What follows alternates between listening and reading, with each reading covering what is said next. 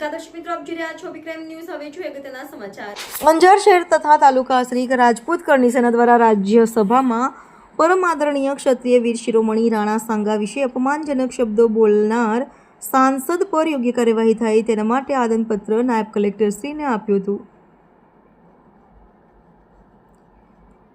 તારીખ 21/3/2025ને શુક્રવારે રાજ્યસભામાં સમાજવાદી પાર્ટીના સાંસદ દ્વારા ખોટા ઉશ્કેરણીજનક શબ્દોનો ઉપયોગ કરાયો હતો, જે ભારત દેશના દરેક વ્યક્તિના આદર્શ અને ક્ષત્રિય વીર શિરોમણી રાણા સાંગા વિશે ખોટા શબ્દોનો ઉચ્ચાર કરતા દેશના અમારા જેવા અનેક લોકોની લાગણીને ઠેસ પહોંચાડવામાં આવી છે, જેના કારણે આજરોજ અંજાર શહેર તથા તાલુકા શ્રી રાજપૂત કરણી સેના દ્વારા અંજાર નાયબ કલેક્ટર સાહેબશ્રીને આવેદનપત્ર પાઠવી તે સાંસદ પર દેશમાં વર્ગ વિગ્રહ ફેલાવવા બદલ યોગ્ય કાર્યવાહી કરવા માટે રજૂઆત કરી હતી.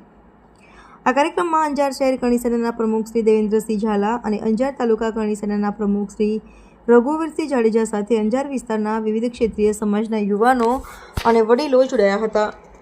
રિપોર્ટર ભરત ઠાકોર, અભિક્રાઇમ ન્યૂઝ, કચ્છ.